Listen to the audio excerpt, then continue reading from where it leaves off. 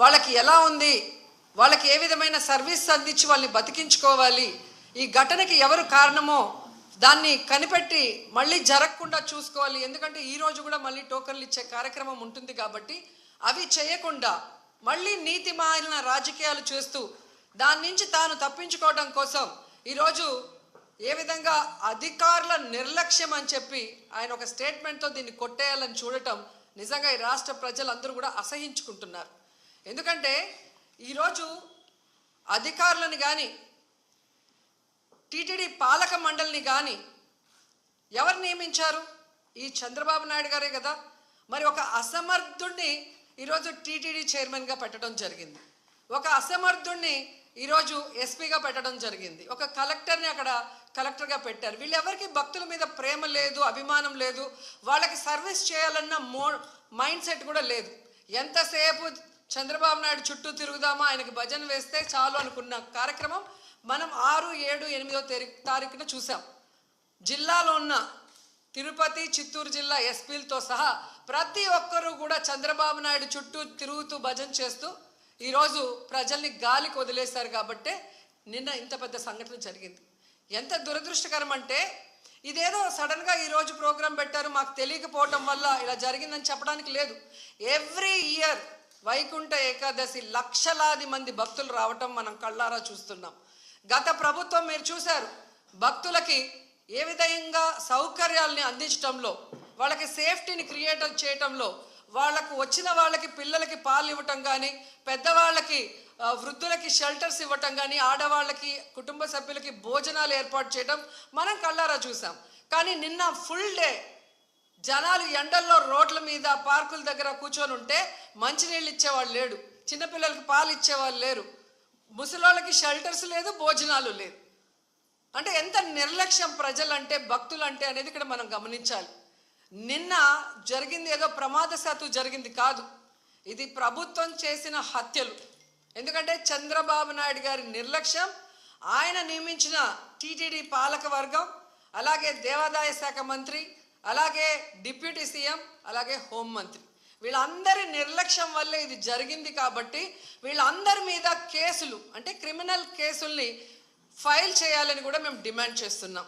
ఎందుకంటే మొన్నే మనం చూసాం, తెలంగాణలో ఒక సినిమా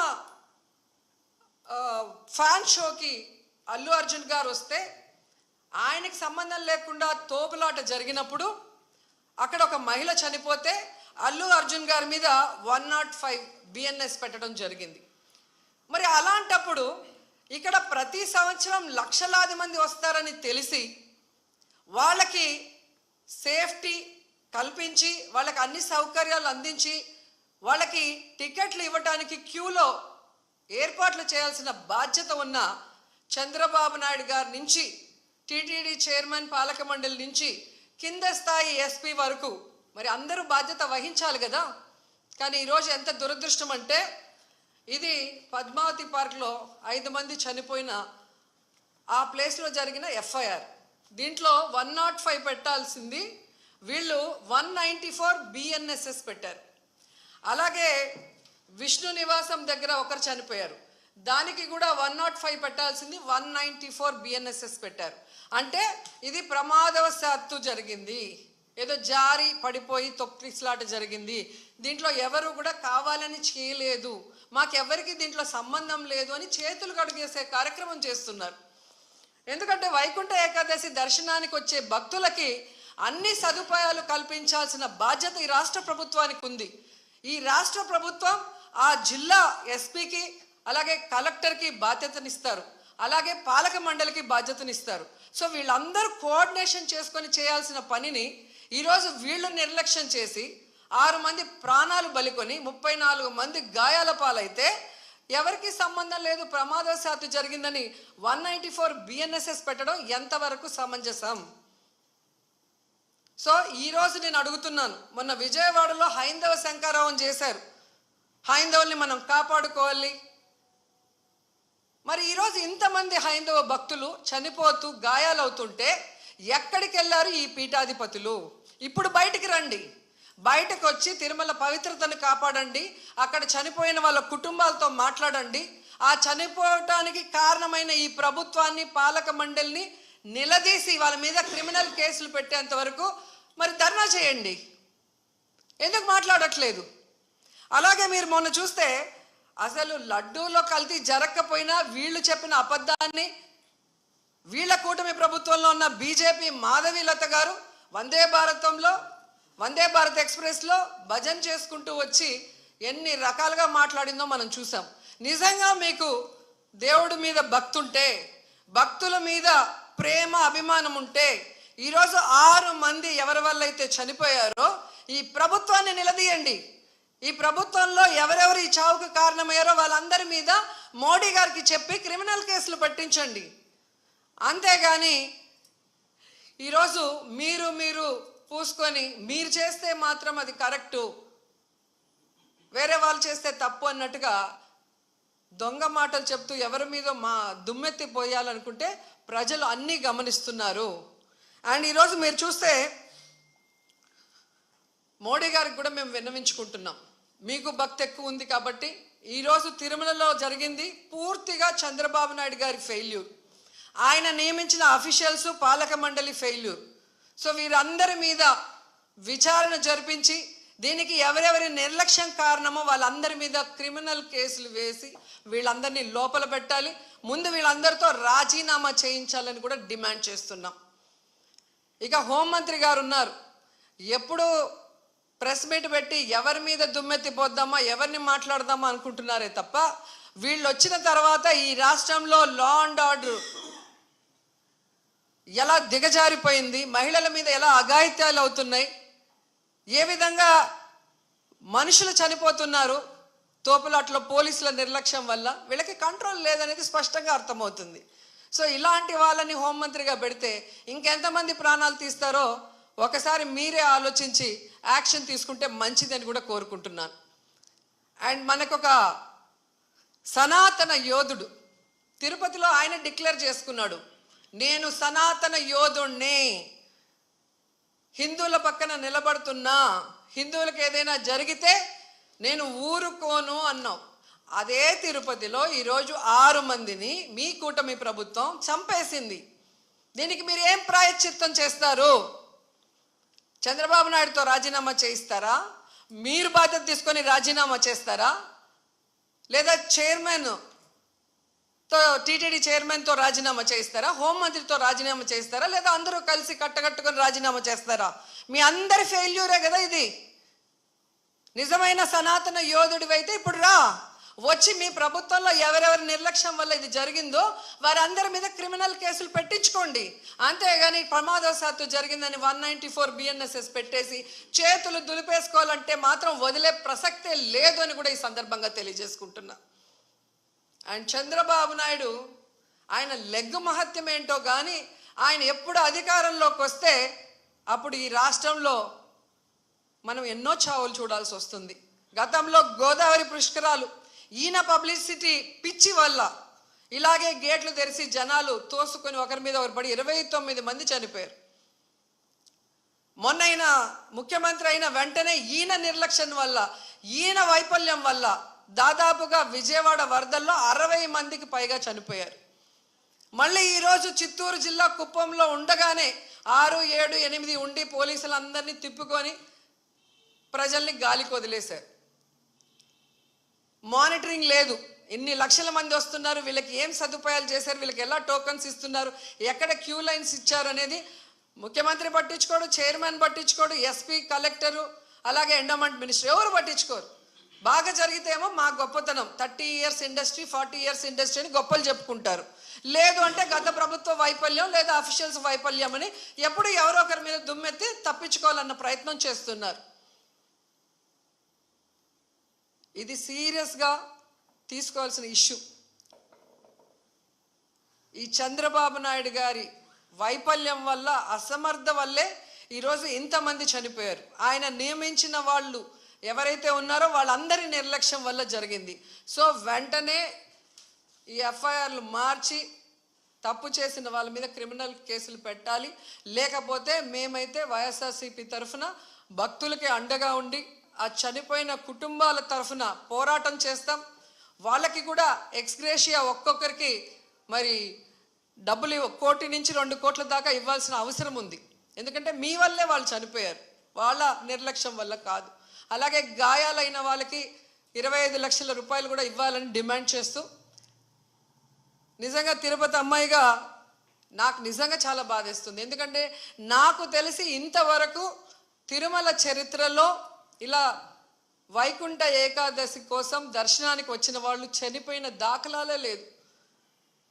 అలాంటిది ఈరోజు 6 మంది దాకా చనిపోయారు అంటుంటే, ఆ కుటుంబాలు టీవీల్లో చూస్తుంటే వాళ్ళు ఏడుస్తుంటే మనసు ద్రవించిపోతుంది. కానీ ఈ కుటుంబ ప్రభుత్వానికి ఏ ఎమోషన్ లేదు, ఏ బాధ లేదు. ఎలా తప్పించుకుందామా, ఎవరి మీద తోసేద్దామా అన్న ప్రయత్నమే వీళ్ళు చేస్తున్నారు. సో ఖచ్చితంగా మోడీ గారిని డిమాండ్ చేస్తున్నాం, మీరు దీని మీద సీరియస్గా ఎంక్వైరీ చేయించాలి. తప్పు చేసిన వాళ్ళ మీద క్రిమినల్ కేసులు పెట్టి వీళ్ళని లోపల పెట్టాలి. అలాగే హైందవ శంకరావం చేసిన ఈ మఠాధిపతులందరికీ చేతులెత్తి నమస్కరిస్తున్నా, ఇప్పుడు బయటకు రండి. బయటకు వచ్చి ఈ హైందవ ధర్మాన్ని నమ్ముకున్న భక్తుల్ని కాపాడుకోవాల్సిన బాధ్యత మన మీద ఉంది. అలాగే తిరుమల పవిత్రత కాపాడాల్సిన బాధ్యత మన మీద ఉంది. అలాగే భక్తుల చావుకు కారణమైన వాళ్ళని శిక్షించే విధంగా మనం పోరాడాల్సిన అవసరం కూడా ఈరోజు ఉంది. కాబట్టి మీరందరూ బయటికి రావాలి, మాట్లాడాలని కూడా కోరుకుంటున్నాను. ఈరోజు ఎంత దురదృష్టం అంటే, మొన్న game changer film function pre release event చూశాను. ఫొటోస్ చూస్తే మినిస్టర్ ఉన్నారు, కలెక్టర్ ఉన్నారు, ఎస్పీ ఉన్నారు.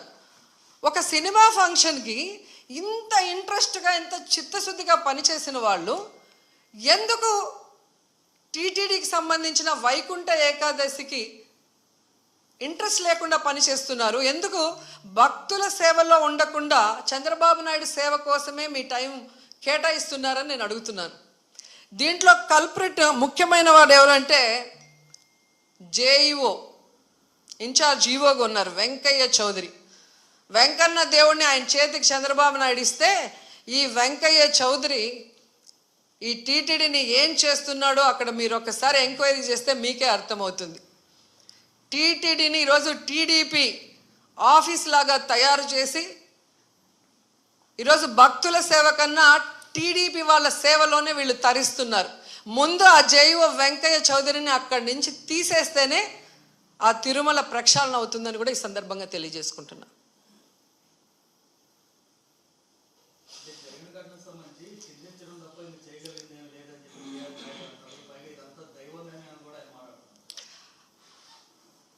దేవుడి మీద భక్తి లేని వాడికి, ఆ పోస్ట్ చేసే విలువ లేని వ్యక్తికి అలాంటి పెద్ద పోస్ట్ ఇస్తే ఇలాగే ఉంటుంది. ఆయన ప్రెస్ మీట్లు పెట్టి రాజకీయం మాట్లాడతాడు, జగన్ గారిని తిడతాడు. కానీ ఒక టీటీడీ చైర్మన్గా తన బాధ్యత ఏంటి, వైకుంఠ ఏకాదశికి ఎలాంటి ఏర్పాట్లు చేయాలి, ఈఓని, ఎస్పీని, కలెక్టర్ని కలుపుకొని కోఆర్డినేట్ చేసుకొని ఎలా వచ్చే భక్తులకి అన్ని సదుపాయాల్ని, సేఫ్టీని అందించాలన్న ఆలోచన ఇతనికి లేదు. ఇన్సిడెంట్ జరిగినప్పుడు కూడా హైదరాబాద్లో కూర్చొని ఉన్నాడు.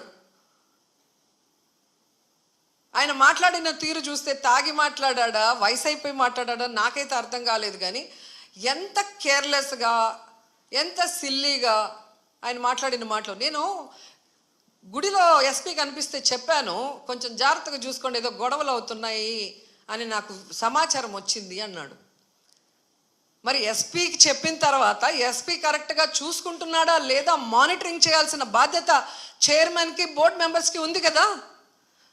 మరి నువ్వు హైదరాబాద్లో కూర్చుంటే తిరుపతిలో టికెట్లు ఏ కౌంటర్లో ఇస్తున్నారు, వాళ్ళకి ఏం సేఫ్టీ ఉంది, వాళ్ళకి ఏమి సౌకర్యాలు అందుతున్నాయో ఎలా తెలుస్తుంది మీకు?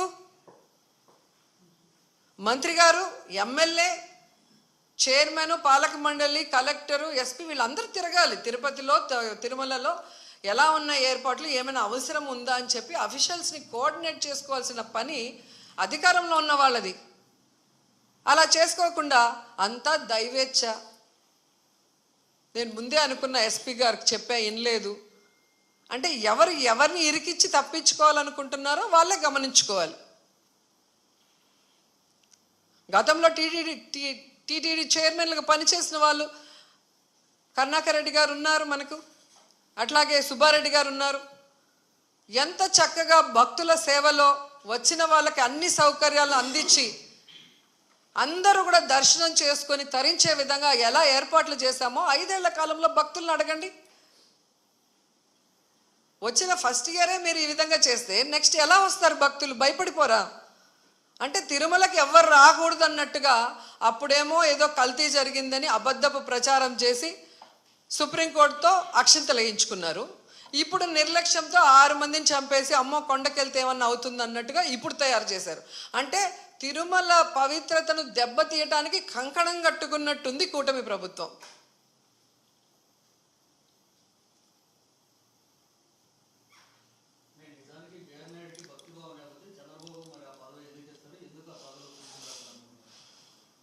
అది చంద్రబాబు నాయుడు గారు చెప్పాల్సిన విషయం. ఎందుకంటే సొంత జిల్లాలో ఇంత పెద్ద ఇష్యూ జరిగింది.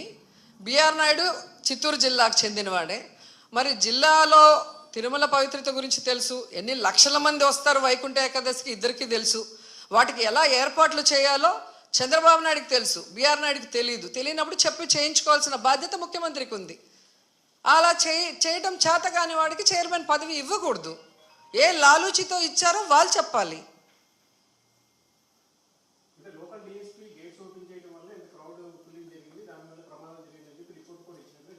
ఎవరిచ్చారు రిపోర్టు?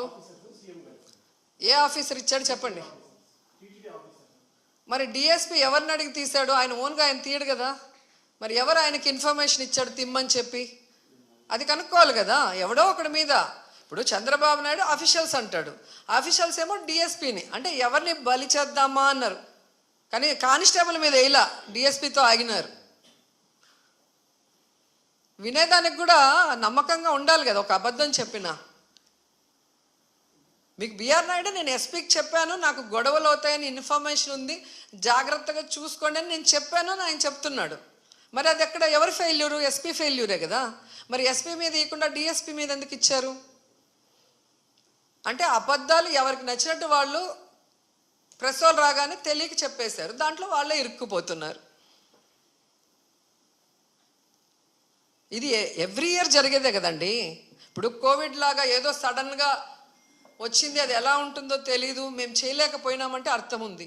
అలాంటి సమయంలో కూడా జగన్మోహన్ రెడ్డి గారు వయసులో చిన్నవాడైనా ఇండియాలోనే బెస్ట్గా ఈరోజు ప్రజల్ని కాపాడుకోవడానికి, వాళ్ళకి వైద్యాన్ని అందించడానికి, వాళ్ళకి టెస్టింగ్లు చేసి, వాళ్ళకి కోవిడ్ సెంటర్లు ఏర్పాటు చేసి, వాళ్ళకి నాణ్యమైన ఫుడ్ పెట్టి, మళ్ళీ వాళ్ళు బయటికి వెళ్ళి పని చేసుకోలేరని 1000 రూపాయలు ఇచ్చి బియ్యము కూరగాయలు అన్నీ ఇచ్చి ఎలా కాపాడుకున్నారు?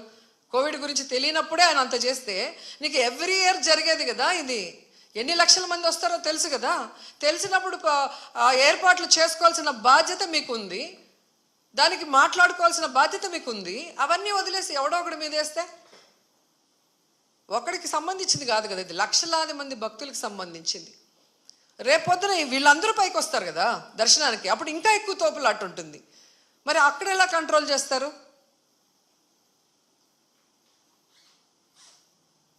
సో ఇది ఎవడో ఒకరిని బలిపశు చేయాలనేసి టీవీల్లో వార్తలు ఇస్తూ ఎఫ్ఐఆర్లో మాత్రం ప్రమాదవశాత్తు జరిగిందని రాయటం. మీరు ఆలోచించండి, ఇది తప్పించుకోవడానికి చేస్తున్న కార్యక్రమం. భగవంతుడు వీళ్ళని వదిలిపెట్టడు, ఈ తప్పు చేసిన వాళ్ళని వదిలిపెట్టాడు. అట్లాగే కేంద్ర ప్రభుత్వం కూడా సిన్సియర్గా దీని మీద ఇన్వెస్టిగేషన్ చేయించి తప్పు చేసిన వాళ్ళ మీద క్రిమినల్ కేసులు వేయాలి. అది మా డిమాండ్. అలాగే చనిపోయిన వాళ్ళకి, క్షతగాత్రులైన వాళ్ళకి ఎక్స్గ్రేషియా ఇవ్వాల్సిన బాధ్యత ప్రభుత్వానికి ఉంది. అది ఇమీడియట్గా చేయాలి. చేస్తారు, ఇవ్వరు. గతంలో చేసినవి కూడా ఇంతవరకు అందలేదు. వాళ్ళంతా సీరియస్ ఇష్యూ అయినప్పుడు ఊరికే అట్లా. అది ఇప్పించాల్సిన బాధ్యత మన అందరి మీద ఉంది.